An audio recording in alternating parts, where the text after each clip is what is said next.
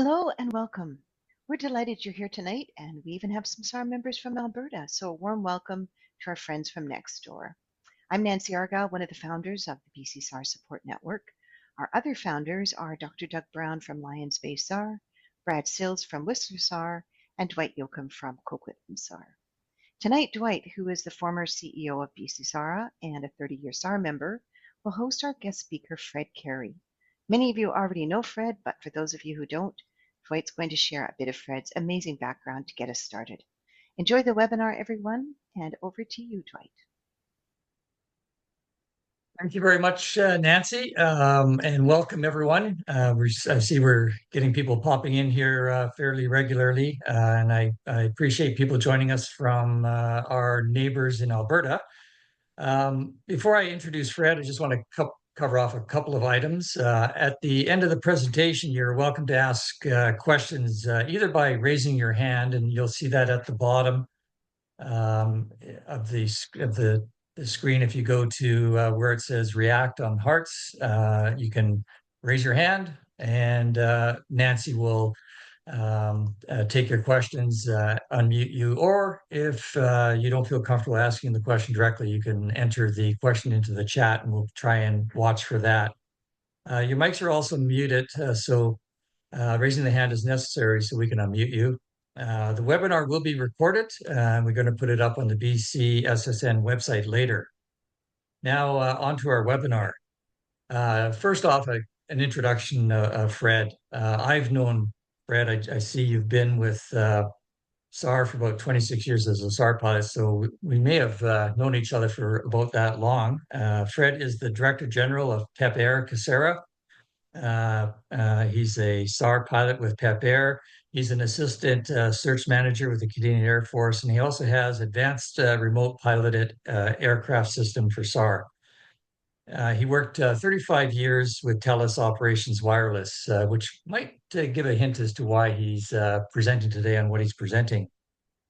Fred was lucky enough to be given this Artemis device and has spent the last few years getting all the proper federal licensing required to operate the device. We presented this to BCSAR's Advisory Council about a year and a half ago, and it was unanimously approved for recommendation to be brought into operation. That was one of 3 recommendations that the Advisory Council made to the province. I believe he's also been asked by police to use this particular device on 2 searches, and today he's here to talk about this potentially life-saving device to help locate your subjects.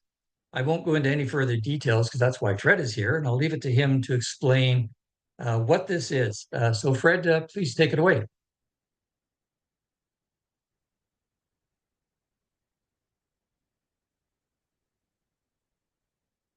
We have to unmute Fred. Sorry, he was unmuted, but let me just do it again. Fred, yeah, I think you're okay now. Go ahead. Okay, I'm just sharing there. Can you see the screen okay? Yep. Yes, we can. Thank you. Fred. Excellent. Yeah, thanks, Dwight. Yeah, we do go back a long way, and it's great to see Ken Needon on there too, a fellow brother TELUS employee radio. Had a lot of fun up in the interior and the West Coast. So I'm just going to just give you a little bit of quick overview of what we're going to be doing here.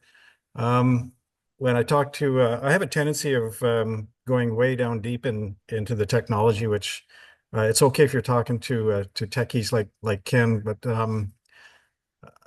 we want to keep it, just as a high level so you understand. And we asked what the questions you wanted to see on this presentation. So we want to know what it is, what it does, and what it doesn't do, and the limitations, why the need, the history of it, how the technology works. We did some trial exercises. Actually, there were actual searches, and some case studies that we've had some successes with across Canada. And the most important, highlighted that, is when and how should CASSAR be used. We're calling it CASSAR.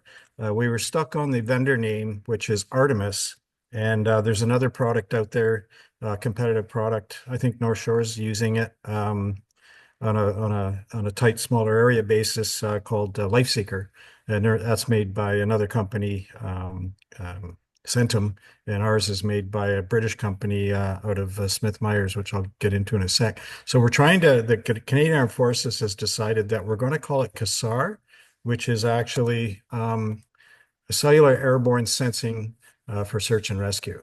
So that takes the, because one of our Hercules has actually got uh, the uh, the life seeker on board, and they found it some limitations. And of course, I had the original prototype unit given to me from the Air Force to utilize and try to put it into the Civil Air Search and Rescue nationally in Canada. They're very expensive units.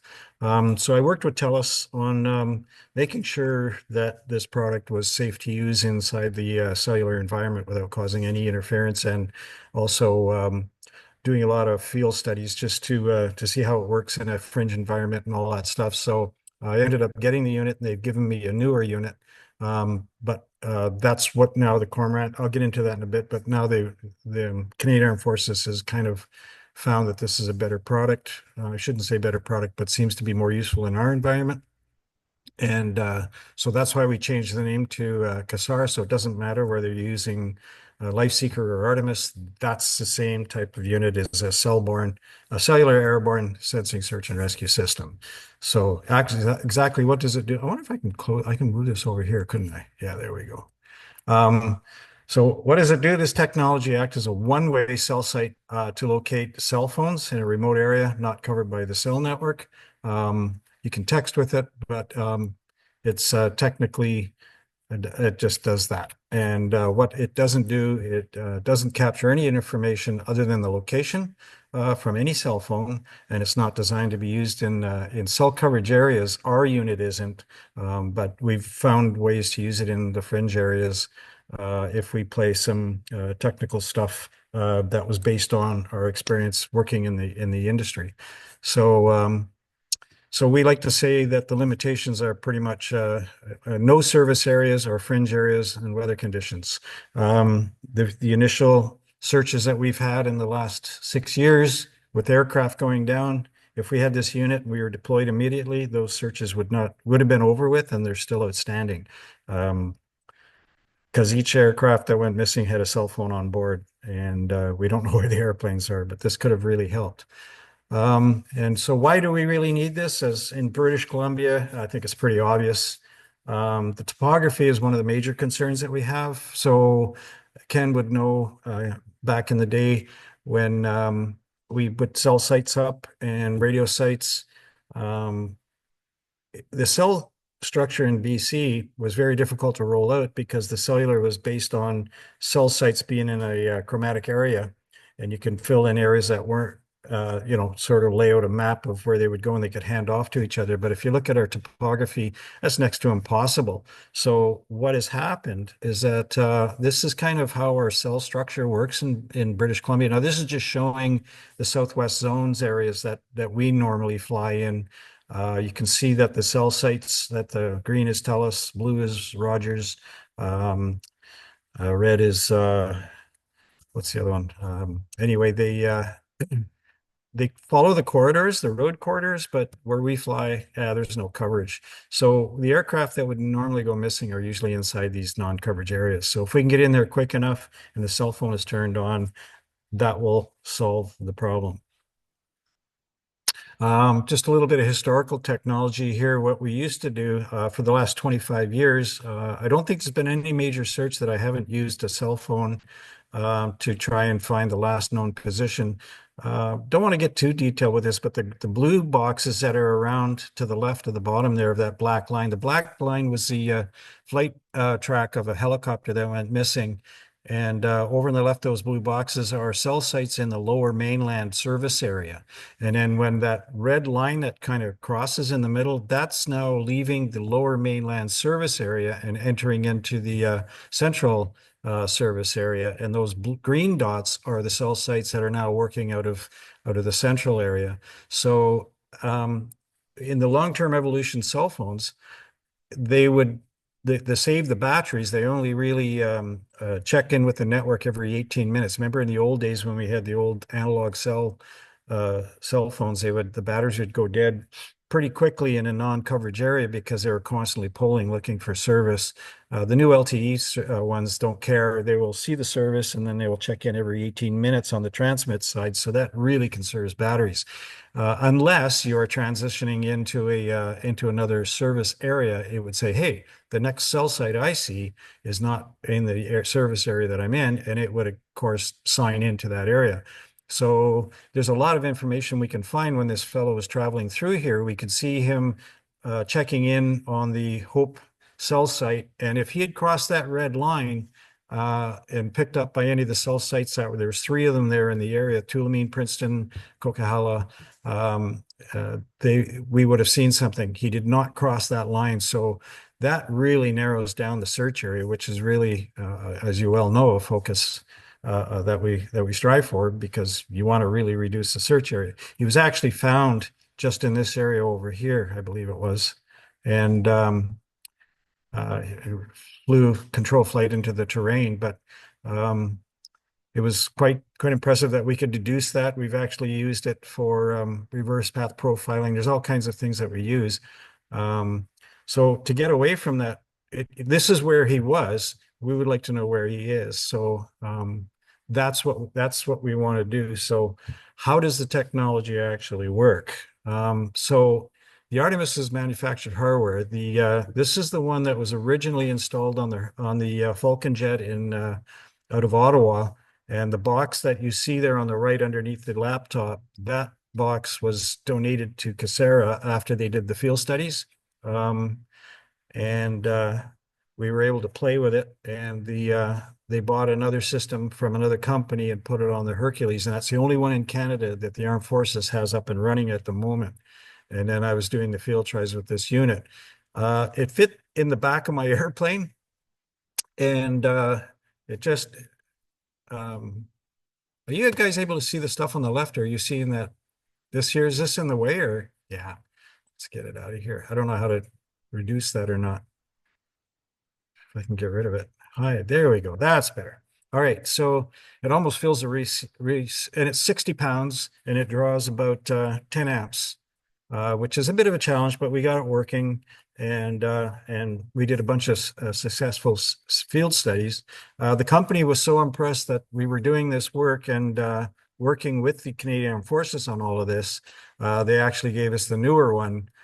This is the latest model, which is only 25 pounds, 12 volts, and it draws about maybe 8 amps in total. No, sorry, 3 amps in total. So this one I can plug right into the cigarette lighter. And we don't have to have any STCs, which are standard technical certificates, to have it on board, because it's portable. And we can move this unit around to 3 different aircraft that we are putting together here in BC, two IFR aircraft and 1 non-IFR in case the other 2 are down. And this particular unit costs about $280,000. So you can't really buy a lot of them, so to speak. So pretty important that we have it available for in other aircraft. If my aircraft goes online for maintenance or anything, at least it's available in other aircraft. That's the antenna. We have 2 of them, one on the belly and one up on the star. That's on the port wing, sorry. And that's usually the angle I would turn into. So very lightweight, very easy to install. So Smith Myers is the company that donated these to us. So the second unit, we still haven't paid for it. I'm in meetings right now with the Canadian Armed Forces. We have a new contribution agreement coming out starting April 1st for the next 5 years, which looks really good. Regardless of what's going on in the South, we've been negotiating this for the last 8 months, and it looks like we're going to try and get at least 1 unit in each province.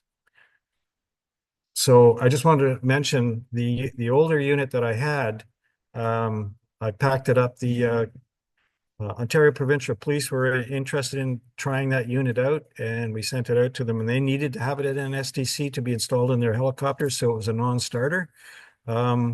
So we had them ship it to one of our pilots in Sudbury, Ontario, and they have it installed in their aircraft. So there's two of them in the civilian search and rescue, air search and rescue, one in Sudbury, Ontario, and the one here in the Lower Mainland. So so let's get back to how this thing works. It's a single channel mobile phone service, runs on 2G, the old GSM, 3G UMTS, and all the way up to 5G in the LTE networks and the bands. So there's two things that are important here. There's the IMEI and the IMSI. We've been called it the IMEI for some reason, and everybody in the industry calls it the MC, which is the secret one. That's the one that is more important.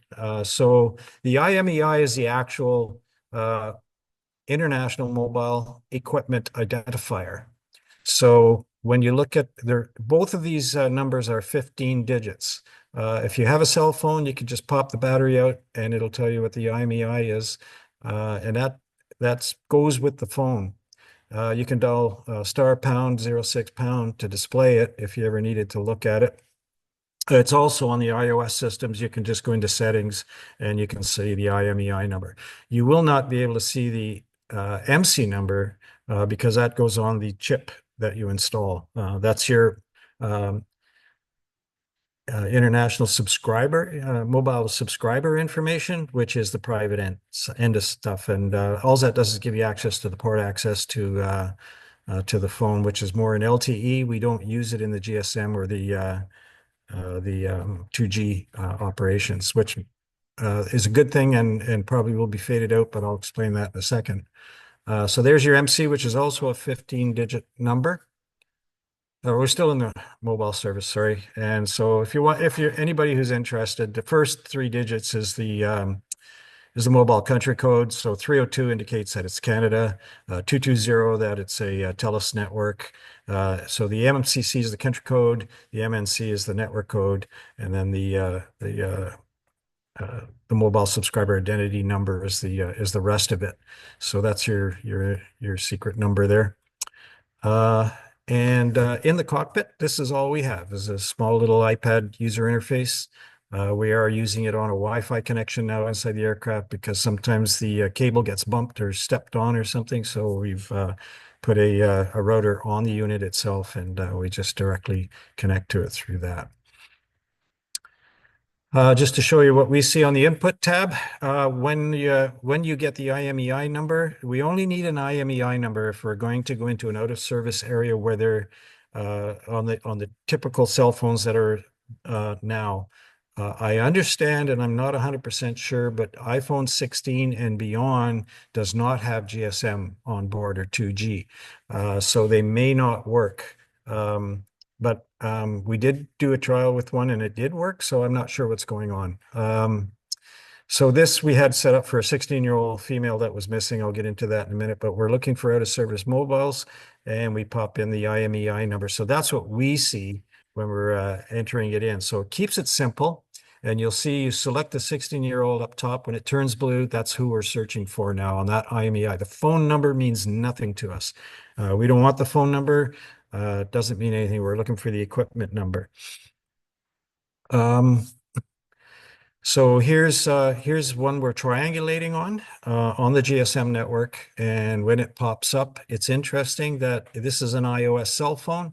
It will display the MC number, which is the mobile subscriber number. It still means nothing to us, but now we can write that down, go back and install it in, and we can use it on the LTE network. In which case we can text it if we wanted to go to that route.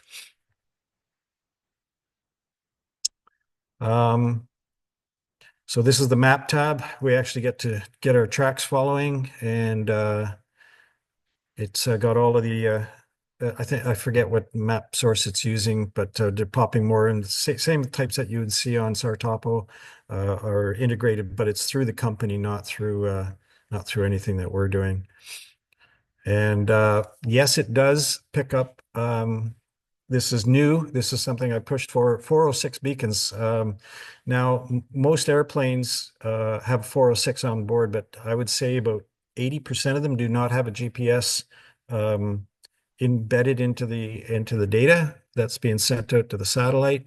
The the the the system that picks it up, satellite receiver in Canada, they would have the database there. So they would get that the SARSAT number. You'd see the test number there. It's the same as an IMEI, which would be a mobile equipment number, and that would be tied to whoever was the owner of that. The public or the private ones that you have, the ones that you put in your pocket and take all that have the GPS on it, it will show you exactly where it is, which is wonderful. So if hikers, if they've got that PLBs, the private or public location device, or location beacon, it picks it up right away. So this was a test one we have. We use them for training. And this one was about does it show you how far away? Yeah, it's about 0.1 nautical mile away. But the interesting thing was this aircraft was sitting on the ground, the antennas on the belly, the receive antennas on the belly, which is maybe 18 inches off the ground. And the PLB was buried. You can see there's buildings in the way. Oops, I'm sorry. There's buildings in the way here. And this is buried into a tree planter on the far side of the building. And it puts out about 10 millivolts or 10 milliwatts, I'm sorry, and we picked it up just fine.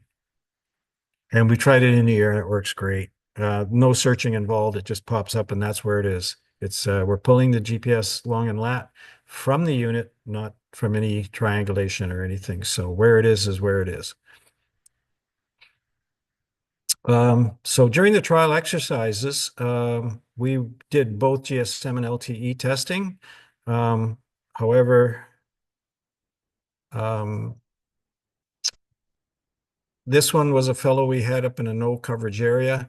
It was an iOS system. And this is kind of what we see when we lock in. We can switch back and forth. You can see the map modes over here. We can switch on that you saw on the display. We've got what's called an HSI, which is a horizontal situation indicator. And so over here is the mobile status. This was Don's cell phone number.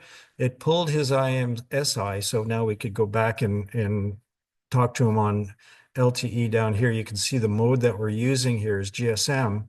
And having this information, we can text them, but not all texting works.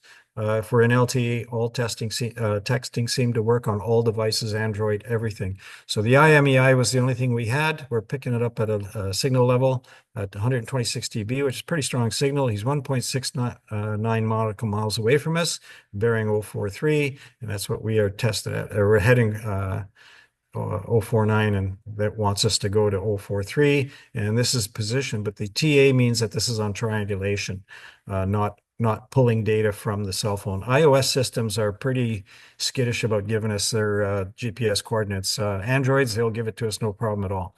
And I don't know if that's a security thing with iOS or not, but when we're using it on the trilateration or how we're using it on the inverse square law on the flights, it's pretty accurate, and I'll show you a bit more. Over here on the right, you'll see a time map. So this is decibels here, and this is time. So at 0 time, these brown dots are other cell phones trying to say, hey, are you friend or foe? So when we're flying, we look like a cell site.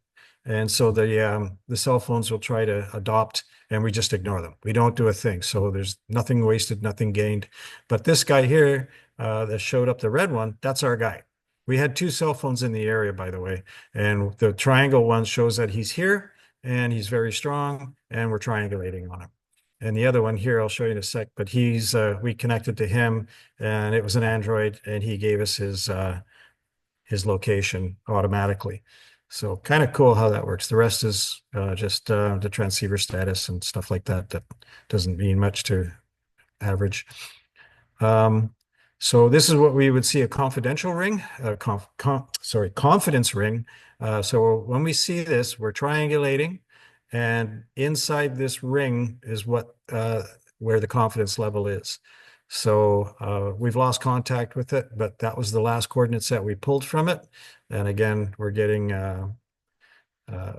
the distance to go and the bearing to head to it. And I was just going to mention that we do have AIS on here, so boats do show up on here.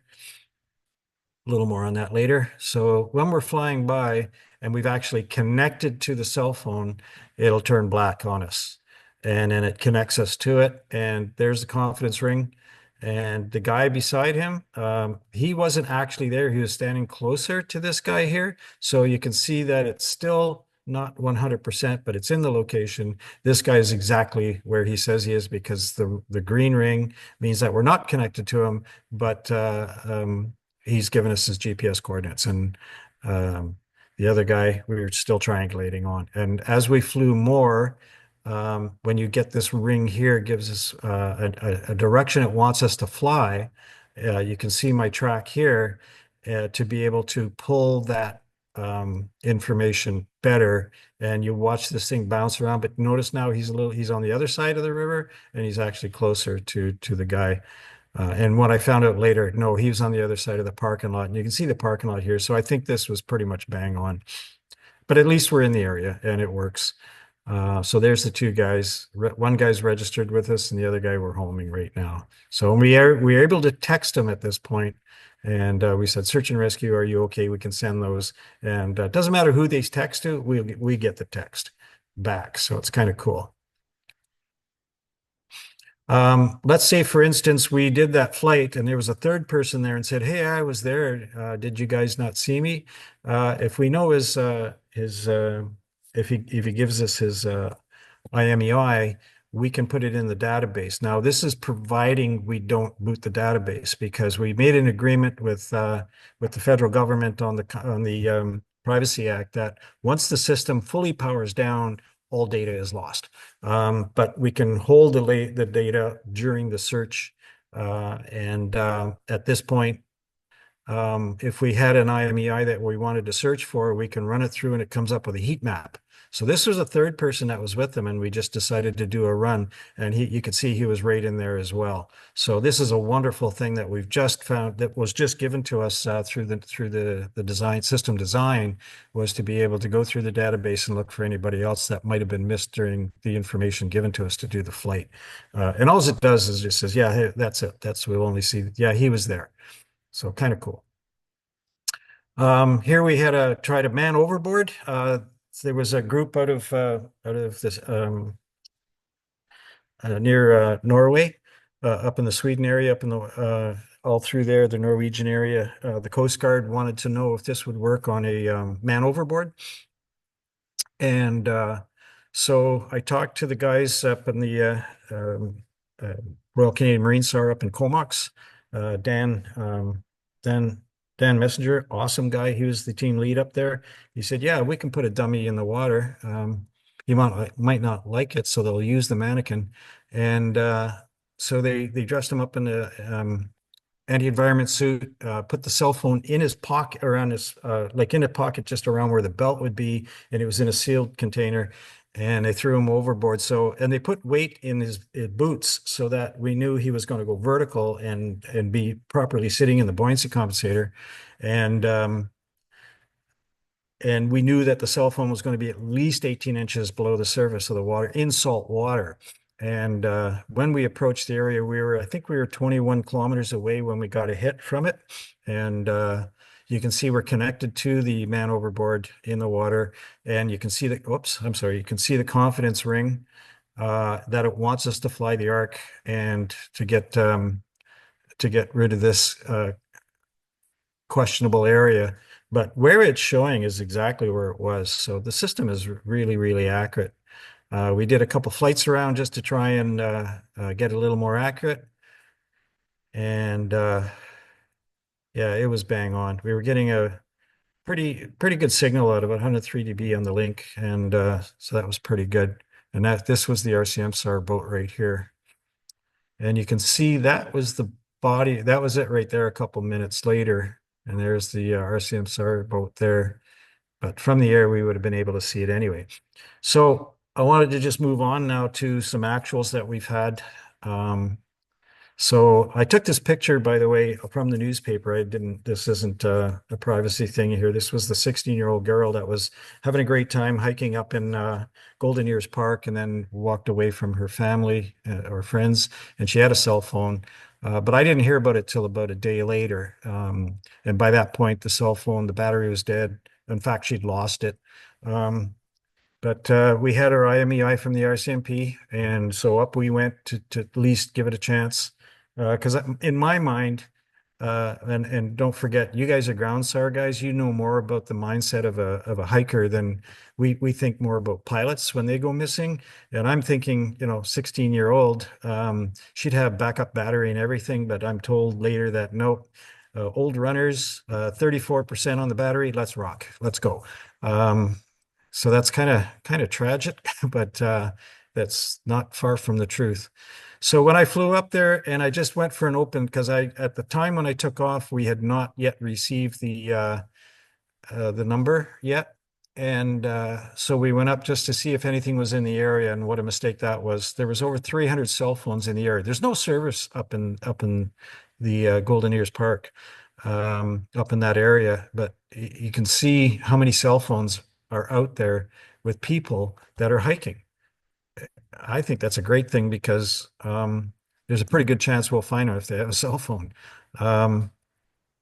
When we did get the IMEI and we put it in and we threw it on, this is what we got.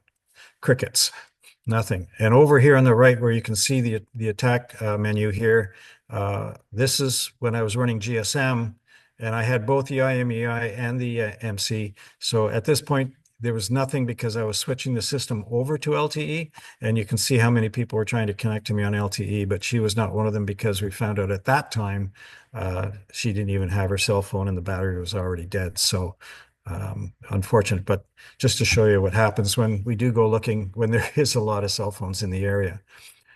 This is Killarney SAR. This is the one in Ontario where I gave the system to the Sudbury boys, and lo and behold, the first call they get a hit.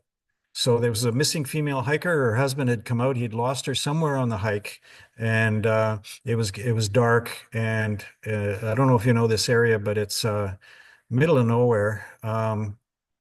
So this is the Killarney Provincial Park, and the closest cell phone site is up here. Or yeah, I'm not sure which way this is. So the cell phone was here, and this is the closest cell site right here. And we got a terrain path showing here. So first of all, the distance is prohibitive, plus you had some terrain in the way. So they wanted to make sure that there was no cell coverage in the area where they were going to be looking for the target. And this was a post-analysis, by the way. So they did the flight, and there's an actual connection to the cell phone.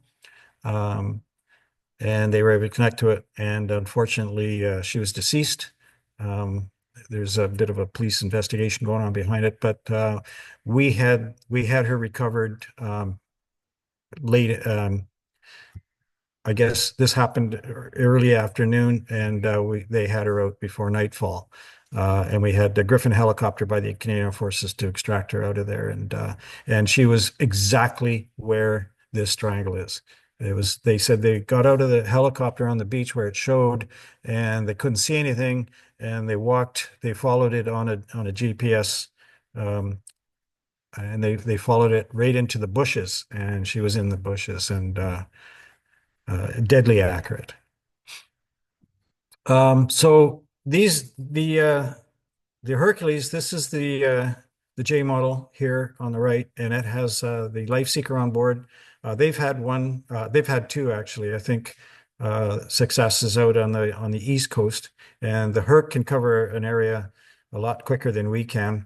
And their XOs are pretty good. I've worked with them up in Comox for training, and they know all the secrets on how to go fringe and everything like that. And interestingly enough, the aircraft on the left is the Cormorant, and they are, believe it or not, on their midlife overhaul. Can't believe they've been around that long, because I was one of the first civilians to sit in the cockpit and touch every freaking button on the console when the first one came in. And then now they're on their midlife rebuilds. So there's 5 of them in England right now getting retrofitted, and they are getting they are getting the Artemis our system that we have on board. They still got the I think they are contracted to get the Life Seeker on the Hercules, but the C295, which is the next one coming up, and we strongly feel that that would be available online by mid-May, hopefully, or the end of. I'm just going to say late spring. I'm going to say it should be fully active, but they won't have the Artemis on board until about next year. So right now, the Herc, which is stationed out of Winnipeg, and us here in the Lower Mainland are the only ones that have it, other than North Shore Rescue on their helicopter. So this is the main overview. This one's a good, interesting one because they flew up the north there. And it was an overdue boat, 19-foot boat with 5 people on board, had departed. They were asked to conduct a visual search. So this is how the Air Force do it. C-130, this is the H model that they had out on the West Coast. So this is what we do, like a creeping line ahead. And you can see the entrance search pattern starting point. And they were pretty much in the first leg when they got the initial detection of the cell.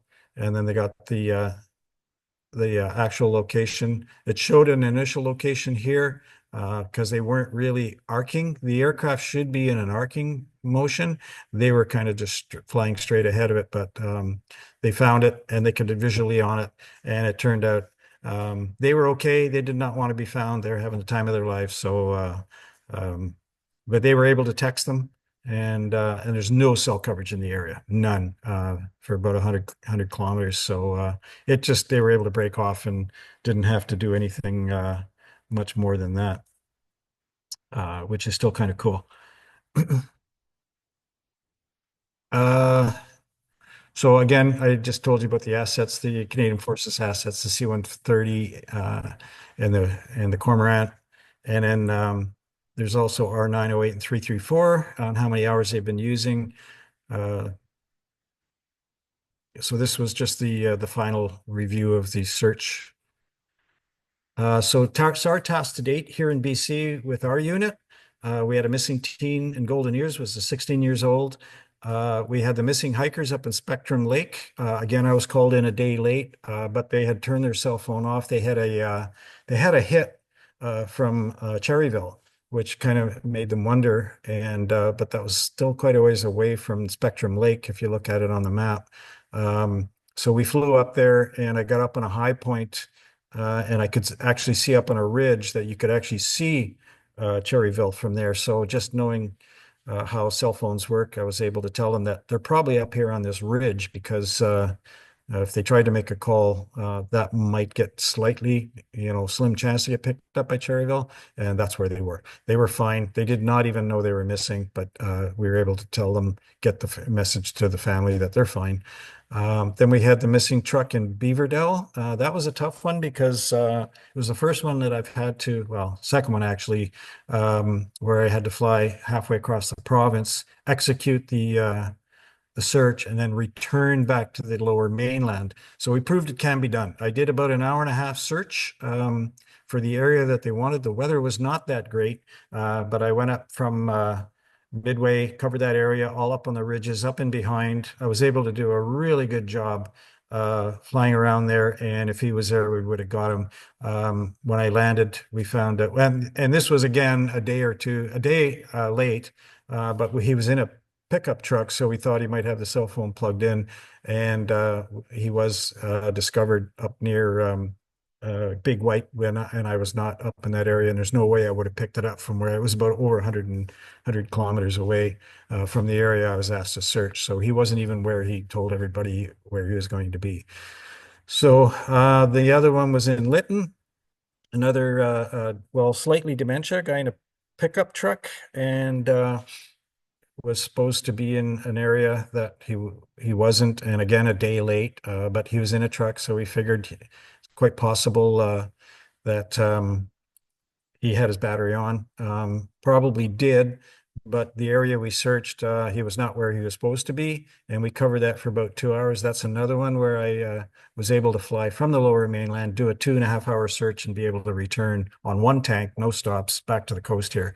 And it turns out he had gone down towards the Fraser Canyon, where he used to have a cottage, and he was confused, and he was heading back to his old cottage, and some hunters saw him and started questioning him, and kind of got him, set him straight. But again, we didn't search that area. We were quite a bit north of that.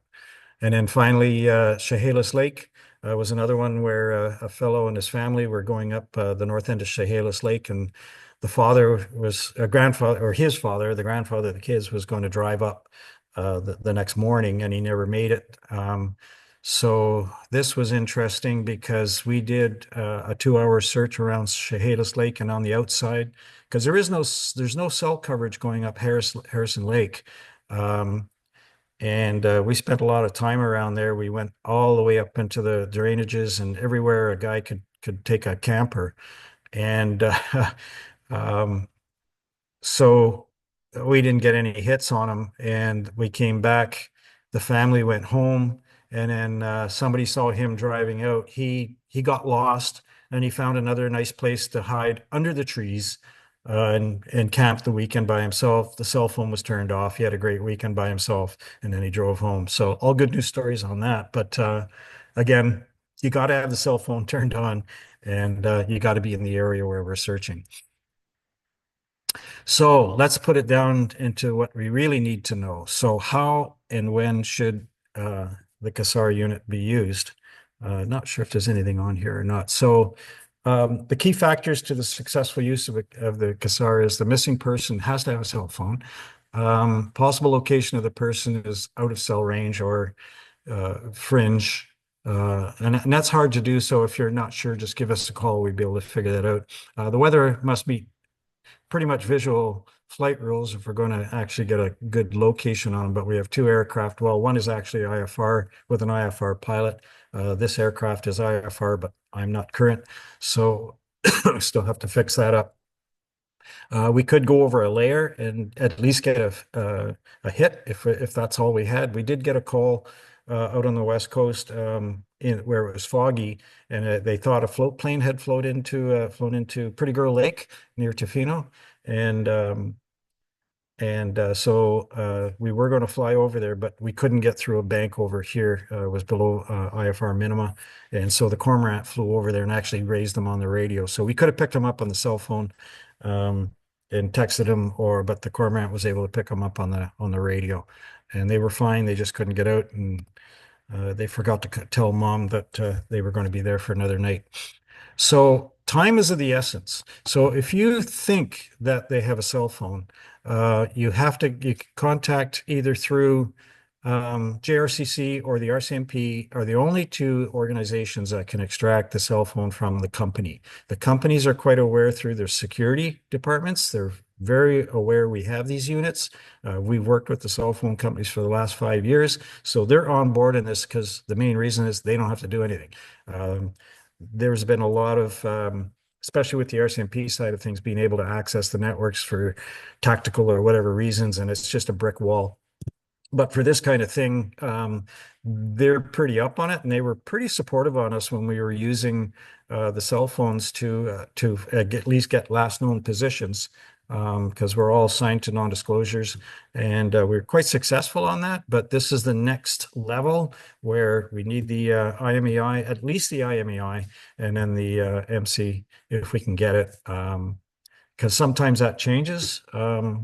So the IMEI is the most important one, but the MC is also just as important if we're going to be working in an LTE area. And so that can come from them as quick as possible and get it to us, and then we can program it in the machine, and then we just go out looking for that. If we don't, we can go out and troll to see who's out there. But as you saw when we were in the 16-year-old, if you get 300 cell phones, that doesn't do us any good at all. Also, we can see where the SAR teams are.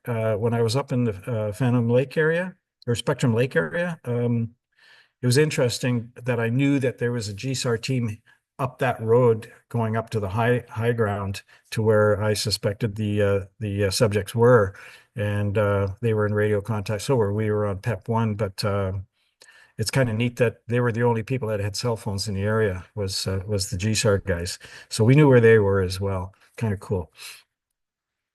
Didn't know who they were, but that was it.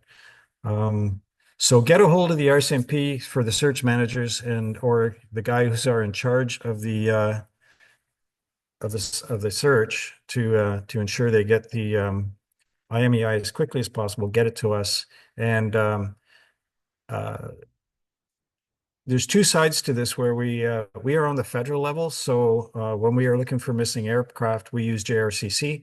JRCC knows all about us. Well, they're the ones that commissioned us, that we work for them, and they can get the IMEI and the MCs as well through the phone companies.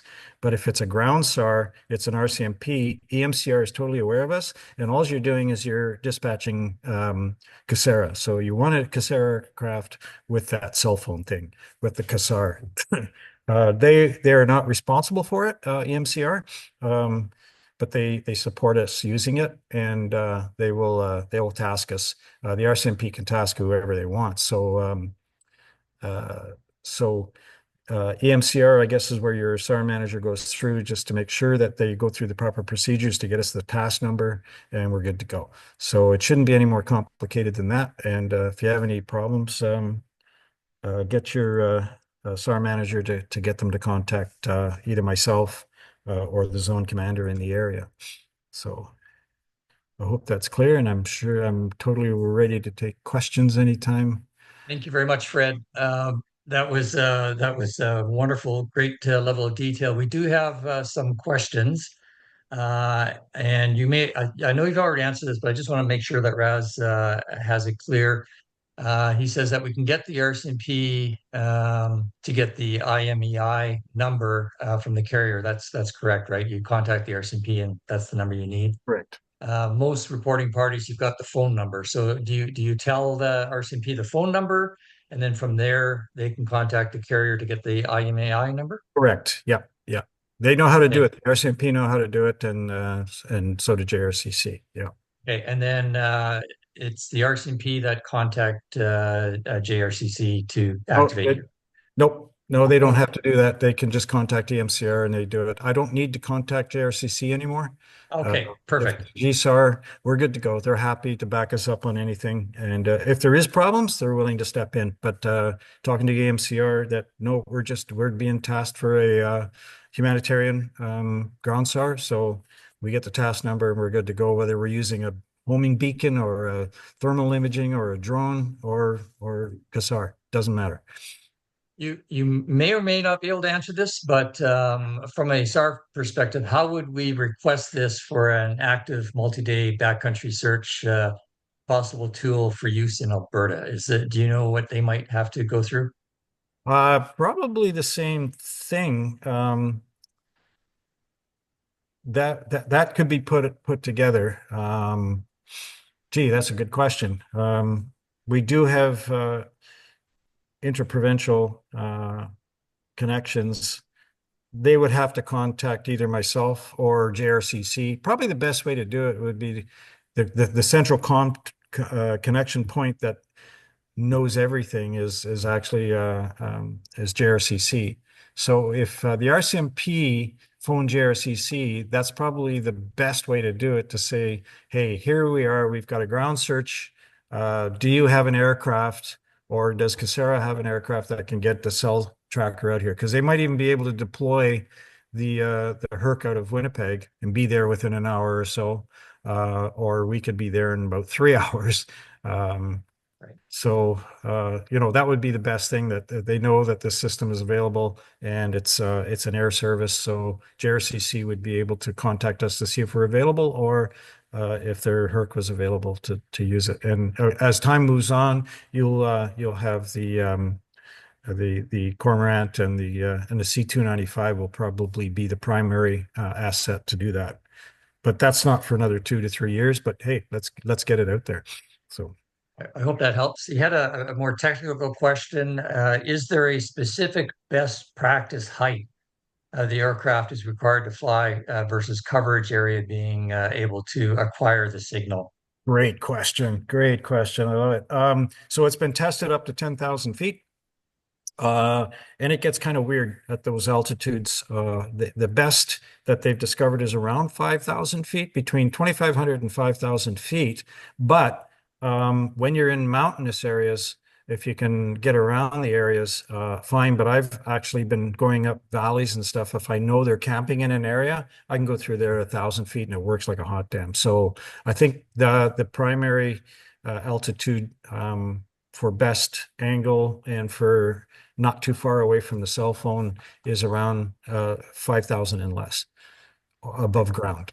Yeah. And I asked you this one, but I'll ask it for everyone here because being our SAR manager, everyone knows that your call comes in usually 7, 8 o'clock at night, and this time of year it means it's sunset. Can you be activated at night? And I guess it's weather dependent, is it?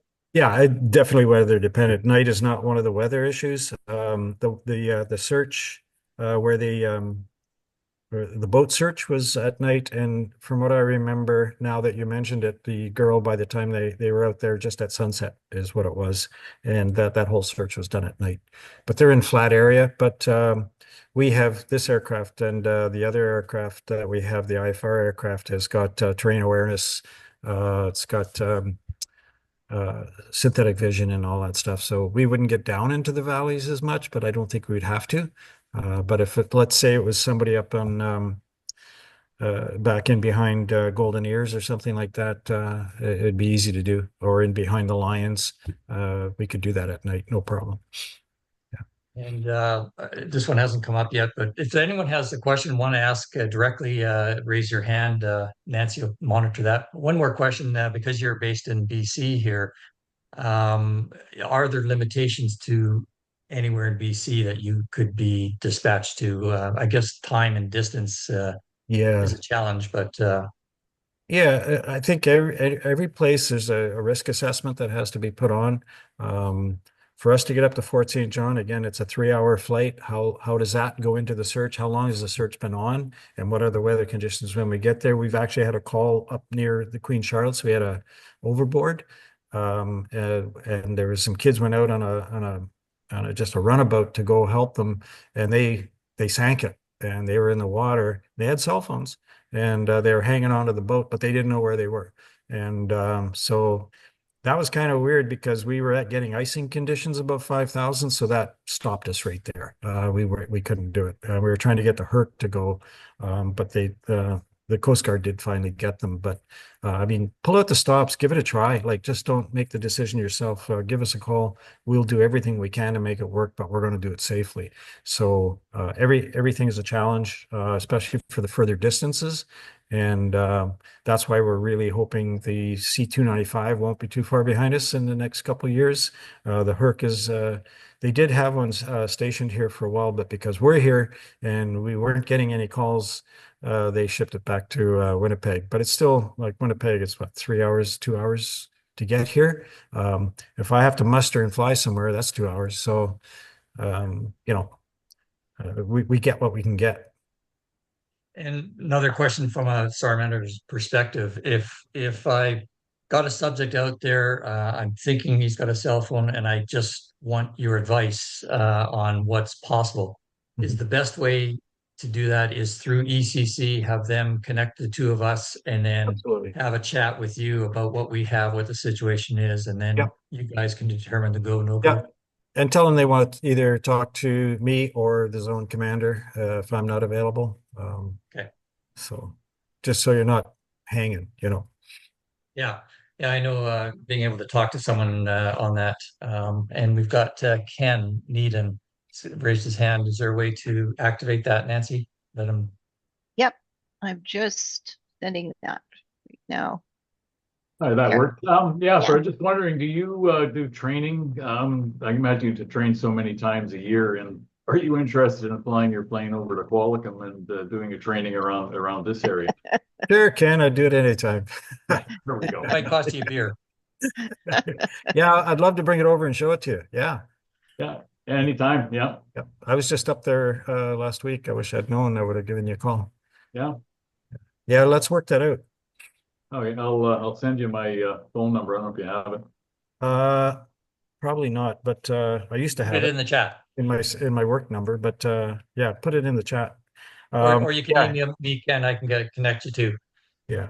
Got a Any couple other meetings to go there. questions? If you raise your hand or in the chat, whichever works. Somebody Yeah, there from is a question here from Raz. Any advantages or disadvantages to calling CASSAR versus North Shore helicopter versus fixed wing? Yeah, that's a great question. I know Peter Murray quite well, but I don't know how they've been training with it or anything like that, that they've got the life seeker. I understand they also have a drone with a smaller unit on it. So for them in behind on the drainages, that's probably a good thing. Um, but they're very close coupled. I wouldn't send his helicopter across, like we're $200 an hour. Peter's helicopter is $2,000 an hour, and I'm being conservative there. Um, so that's pretty expensive. And I'm not sure what their level of experience is on outside of that area. They're looking for backcountry people around that area, and that's what their focus is. Um, so I always say if you drones are a real tight area, drones don't replace anything, they fix a gap.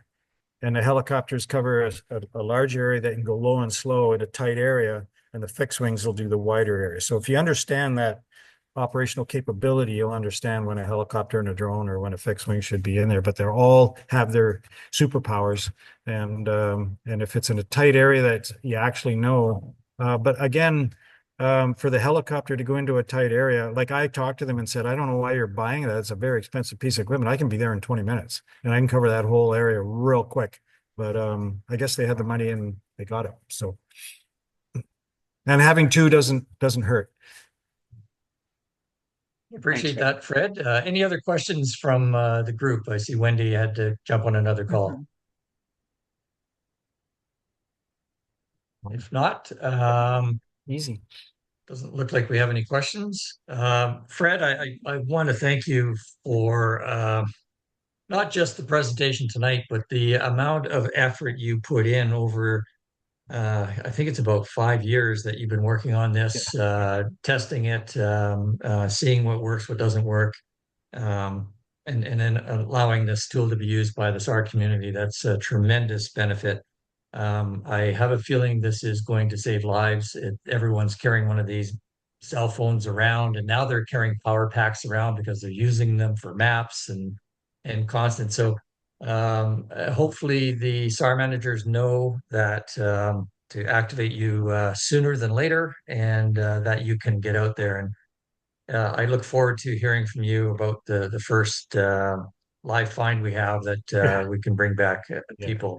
It's going to happen. It's going to happen. The nice thing with this technology, it's turning our efforts around from searching to rescuing. And it sounds funny, but it's a heck of a lot easier to rescue someone and takes a lot less effort than to spend hours and lots of people to search. So appreciate your efforts in this area to And make it's here our to lives stay. on the It's ground a here lot to easier. stay. It's here to stay. So let's get to know it well and get it out there. Yeah.